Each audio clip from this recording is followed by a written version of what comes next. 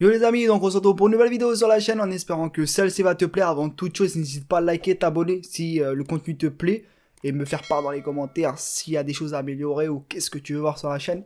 Même si je pense que j'aimerais parler de plus en plus d'étalonnage et d'étalonnage quoi, j'allais dire de correction colorimétrique, mais ça fait partie de l'étalonnage. Donc c'est le sujet de la vidéo. Je vais vous montrer un peu comment j'étalonne les vidéos. Donc j'ai pris quelques rushs qui étaient disponibles sur le net. Je crois que c'est filmé à la Red, une qualité exceptionnelle. Je sais qu'on n'a pas tous ce genre de matériel pour filmer et donc étalonner de la même façon, mais bon, on se fait plaisir comme on peut, tu vois.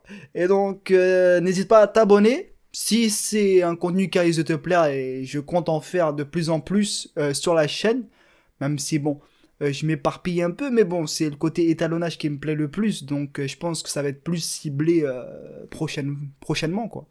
Donc voilà, c'était Brian Poula. On se recapte sur DaVinci Resolve, les amis. Donc voilà, les amis, on se retrouve sur l'onglet étalonnage de DaVinci Resolve. Donc, avant toute chose, donc je vais vite fait faire ça parce que bon, on peut dégager ça. Avant toute chose, dans DaVinci, il faut créer les nœuds. On va mettre juste un nœud pour savoir dans quel gamma et en gros espace colorimétrique de sortie, tu vois. Et donc on va aller directement taper dans le Rec 709. Comme ça on est sûr que, que voilà, il n'y a pas de souci. Donc l'image a changé, mais en espace de couleur d'entrée, on va changer aussi. Donc ça a été tourné bah, à la Red. Donc voilà, on peut aller voir ici, c'est Red White Gamut. On peut aller chercher Red White Gamut. Ça, il y en a trop. Voilà là. Et là, on va utiliser le log 3G10. Donc comme ça, au moins, il y aura l'image qui sera moins terne, tu vois. Parce qu'en vrai, si tu touches à la saturation et tout, donc tu risques vraiment, tu vois, de s'éparpiller. Ça se trouve que lorsque tu vas exporter ton projet sur des télés ou des phones, en gros, bah, ils affichera en vrai pas vraiment les modifications que toi t'aurais appliquées parce que tous les écrans et tout ne sont pas calibrés de la même façon, tu vois. Et au moins là, t'es sûr que partout, tu vois, c'est étalonné de la même façon. Par contre, Royal, là, c'est RX 709 et là, c'est pas RX 709, gros. Heureusement, j'ai l'IA, hein. C'est 2.4. Voilà, on va aller. Voilà. Et donc voilà, là, on va le garder en sortie. On va commencer. Je sais pas ce que j'ai fait, ça. Donc on va commencer. Donc, j'ai pas l'habitude d'avoir les informations aussi petites, mais bon, on va tenter. Donc, première chose qu'on voit, c'est déjà régler peut-être la teinte, tu vois, de la, la white balance, quoi, la balance des blancs, tu vois, parce que ça a l'air un peu trop verdâtre à mon goût. Ah, tu le vois un peu. Le vert, il domine un peu, tu vois, dans les basses lumières, tu vois. Donc, on va juste aller dans les basses lumières. On va essayer de rehausser, tu vois, pour que le bleu et le rouge soient identiques, tu vois. Ouais, généralement, j'allais dire encore, tu vois, mais bon, faut que je me calme avec ces propos. Pour que ce soit à peu près pareil, bon, c'est mieux qu'avant, tu vois. Tu vois que le vert, il a vraiment une dominante. Et là, même tu le vois dans l'image, de toute façon. Après, tu peux te fier. Et n'oublie pas aussi d'avoir un écran calibré Rec 709 qui couvre 100% du gamma avec un delta E fidèle, quoi. Parce que si tu commences à faire des retouches et que c'est pas vraiment ce que tu vois, ça commence à être problématique. Donc je pense qu'on est bien. Le bleu là, il a une petite dominante. Donc on va aller l'enlever, tu vois. On va aller dans le gain pour essayer d'enlever, pour essayer d'égaliser. Oh, que ça soit minime, tu vois. Hop. Ça a l'air bon. Et donc on peut voir le avant-après, tu vois. Donc balance des blancs, fait. On peut le renommer directement. Attends, ça on va le remettre ici. Hop. On va le renommer. Changer le libellé.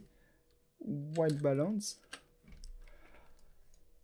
Là maintenant on va mettre le contraste. Même si l'image est assez contrastée, vu qu'on a mis le Rec 709, ça a appliqué un contraste automatique, quoi, en fait, du gamma de sortie. On va recontraster. On garde un peu d'informations. Attends, j'augmente parce que ça, j'ai pas l'habitude de travailler avec une petite, tu vois, les petites informations, en gros, petit. Généralement, c'est sur le deuxième écran. Mais là, au moins, je vois un peu mieux, tu vois. Donc, on va le mettre là, vite fait. Juste pour éviter que ça écrase. Hop. On va essayer de rehausser ça. De toute façon, on va venir corriger juste après. Donc je te reprends vite fait en voix off, j'ai pas de texte sous les yeux mais je t'explique en 2 minutes. C'est spline modifiable, c'est une astuce que j'ai découverte qui va te permettre de prendre les hautes lumières et les basses lumières et qui va te permettre en fait de rehausser, de bouger la courbe de façon on va dire smooth, comme s'il y avait une transition qui va t'éviter en fait les à-coups de luminance. Et c'est vraiment une astuce si tu veux contraster efficacement et sans on va dire dénaturer la luminance de ton image. Donc voilà. Bon, on peut voir le avant-après, de toute façon. Hein. Il y a un peu de contraste. Alors maintenant, on va faire la correction. Les primaires, là. Tout ce qui est leaf, gamma. En gros, leaf, gamma et gain, en gros, c'est tellement simple. Alors, avant, j'avais tellement peur, mais... Tu vois, le leaf, c'est tout ce qui est basse lumière avec les moyennes lumières. En gros, ça va bouger uniquement ça.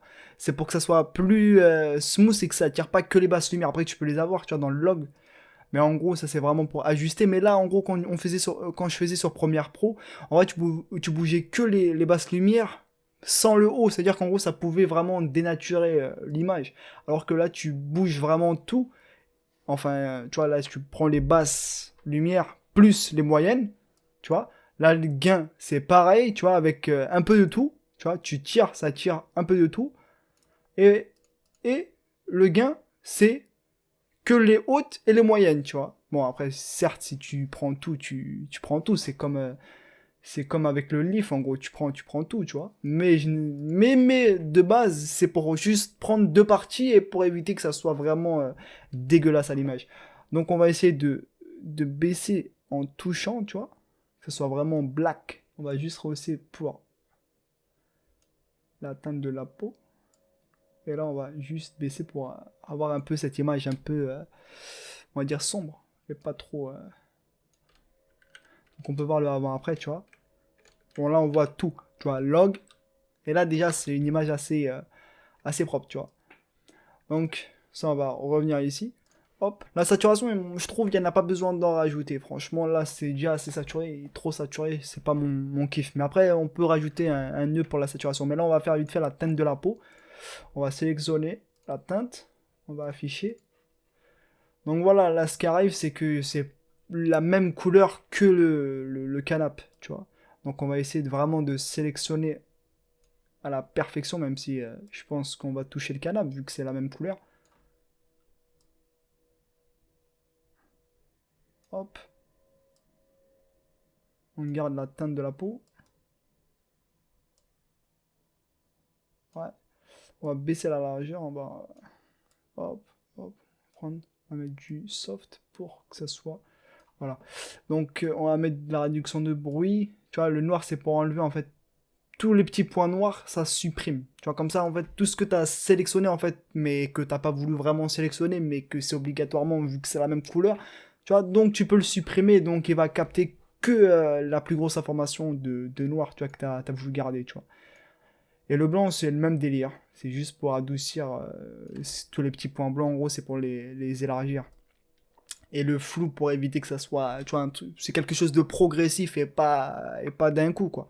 Tu vois. Et donc après, on va faire un petit masque juste sur la peau. J'aurais pu le mettre sur le visage. Attends, je vois pas très bien. Sur le visage, tu vois.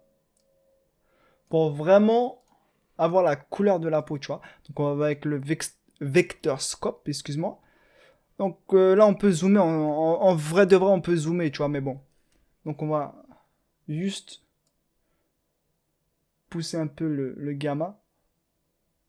Ça, c'est l'indicateur de peau, tu vois. C'est-à-dire, quelle que soit la couleur de la personne, il faut que ça soit dessus. Bon, après, il y a des exceptions. Je sais pas s'il y a des exceptions, tu vois, mais il faut que ça soit dessus. On peut rajouter de la saturation qui fera augmenter, en fait, la nuance de couleur. Mais bon, ça sera dégueulasse, gros. Tu le vois. Donc, on va garder sans la saturation, tu vois. Un petit truc comme ça, ça a l'air qualitatif. Hop. Donc voilà, on a rajouté. Et on peut même rajouter un peu de contraste. Attends, on va le dégager ça. On va rajouter du contraste. On va prendre aussi le scope. Hop, on va rajouter du... Oh mince, il y a les zones pliables. Spline pliable plutôt. Hop, un peu de contraste pour que ça soit vraiment noir et que le bruit ne soit plus apparent. Et on va rehausser.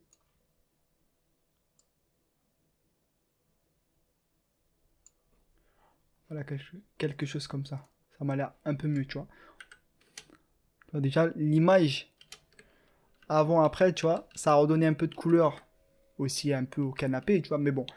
Et là, maintenant, ce calque-là, c'est en fait tout ce que tu n'as pas sélectionné, ça va aller outre. Tu vois, c'est-à-dire qu'en gros, la personne et le canapé, une partie du canapé ne sera pas impactée par ça. Donc, on va taper, je pense, dans le bleu. Tu vois, on va faire un tunnel orange. Teal and orange. On va aller taper dans le bleu, mais légèrement. Dans le orange, légèrement. Tu vois, que ce soit joli. Ça, on va taper dans le bleu pour vraiment accentuer sur la balance des blancs qui est sur le mur. Après, on pourrait taper, tu vois, sur le orange, tu vois. Bon, ça peut donner un style. En vrai, ça peut donner un style. Même, tu peux donner un style verdâtre ou... En vrai, j'aime bien, tu vois, comme ça. C'est pas grave. Ça donne un style. Donc, euh, donc, voilà, tu vois, mais j'aurais pu, tu vois, lors des vrais projets, mettre vraiment l'écriture de à quoi correspond le nœud pour vraiment me repérer lorsque je vais appliquer en fait la même correction et l'étalonnage d'un plan à un autre pour vraiment me référer s'il y a quelques modifications à faire. Ça m'évite de chercher le nœud auquel il correspond. Donc voilà, ça sert à ça le nœud, tu vois, de donner un petit look. Et en vrai, tu vois, tu remarques qu'en fait, la personne, elle se détache trop comment dire, du plan, en fait. Ça, tu vois, c'est trop marqué, tu vois, elle est trop orangée par rapport au plan qui est bleuâtre et orangeâtre, tu vois, mais bon. Et en fait, ça permet de camoufler, tu vois. C'est-à-dire qu'en gros, si tu le mets à 0, elle prendra la teinte du nœud au-dessus. Et donc, à toi de jauger pour vraiment, tu vois, non, c'est à 1. Là, c'est vraiment trop, tu vois. Alors que tu le baisses un peu, et que ça permet qu'elle se fond dans la masse, en gros. C'est un peu une transition, tu vois. Bah, c'est un masse de sortie, en gros. Tu m'as compris, tu vois. Tu vois, t'es pas... Tu vois, donc c'est ça, ça sert à ça, tu vois. Et au moins, ça permet que ça soit plus doux en termes de sortie et que ça se fond dans la masse, tu vois. Donc, on peut le faire comme ça, tac. On va rajouter un autre nœud, peut-être, pour le vignettage. On va mettre un peu de vignette. Hop. Vignette, tac, tac. Hop, on va juste le baisser un peu. J'aurais pu me mettre le vignette après, tu vois, mais bon, on inverse. Comme ça, au moins, on a le vignette, tu vois. Et il y a juste à inverser le nœud et baisser l'intégralité, tu vois, pour vraiment... Mais il faut faire attention que ça écrase pas quand même les noirs. Mais là, ça a l'air bon, tu vois. Mais on va se préoccuper de ça plus tard, tu vois. Ça, là, on va le mettre plus tard. Et donc, il faut organiser, tu vois, Donc là, on a la white balance, le contraste, la correction, en gros, des primaires, tu vois. Sur Liv Gamma et Gain, la teinte de la peau, le style, ça je vais le réactiver, je sais pas quoi. Et là on peut ajouter, tu vois, peut-être dans les rouages HDR, en fait ça va pas effacer ce que tu as fait dans le look, ça va juste passer par-dessus, donc tu peux en fait, l'HDR c'est pour vraiment cibler les parties que tu veux donner un look en gros, cibler, tu vois, il y a le dark en gros, c'est vraiment... C'est même pas le noir ultime en gros, le noir pur. Bon, il n'y a pas de noir pur, mais bon, c'est tout ce qui est partie dark. C'est-à-dire que le dark là, je l'ai mis dans le bleuâtre. C'est-à-dire qu'en gros, je peux, tu vois. Non, black. Dark, il n'y en a pas. Là, tu vois, je peux, tu vois, peut-être controverser ce que j'ai fait pour donner un style encore plus approfondi. Tu vois, imaginons, je donne un côté style orangeâtre par rapport au bleu que j'ai donné ici. Tu vois, j'ai donné du bleu. Tu vois, un peu de bleu. Tu vois, là, je vais dans le orange. Et en gros, tu le vois, il y a une modification dans la teinte de la peau, dans tout ce qui est une partie sombre de l'image. Après, tu peux aussi jauger, hein, t'inquiète pas, avec le HDR, tu peux jauger en gros quelle partie tu veux toucher, en gros, quelle luminance tu veux toucher. Mais donc voilà, en gros. Et Shadow, c'est pareil. Shadow, tu peux toucher, tu vois, une partie du visage. On va la mettre tu vois, comme ça. Non, on va mettre plutôt un peu chaud. On baisse la saturation parce que je veux pas que ce soit trop saturé.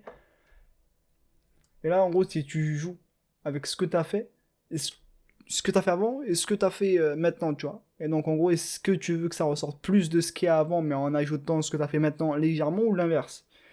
Donc, on peut juger comme ça, tu vois. On va le mettre comme ça. On va mettre le vignette. Et donc, voilà, je pense que le plan est assez qualitatif, tu vois. Qualitatif, donc c'est vraiment une vidéo courte, je peux encore passer des heures, tu vois, en rajoutant du grain, vraiment jouer avec les détails, tu vois, changer aussi, peut-être, tu vois, le bleu, le changer en une autre couleur pour que ce soit plus dans le décor, tu vois, gérer aussi les basses lumières, vas-y, je la mets ici, tu vois, les basses lumières, il faut que ce soit vraiment noir sans couleur, tu vois, et les hautes lumières, pareil, tu vois, sans lumière.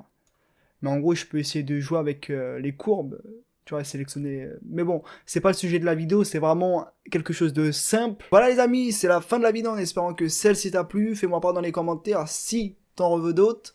J'avais pensé aussi de faire des courtes vidéos concises par rapport à l'étalonnage, c'est-à-dire une petite vidéo spécialement faite pour le contraste, la saturation, teinte de peau, tu vois, les nœuds aussi, parce qu'il n'y en a pas beaucoup de vidéos sur DaVinci qui parlent de nœuds. Donc, est-ce que ça risque de te plaire? Dis-le moi, même si je pense qu'il y aura personne qui va commenter, je vais le faire, tu vois, parce que c'est vraiment... il y en a peu en France, tu vois, et moi j'aurais bien voulu tomber sur des vidéos comme ça qui parlent en mode explicite sur le sujet, quoi. Donc on se recapte pour la prochaine vidéo, les amis. T'as kiffé la coupe, hein, j'espère. Peace!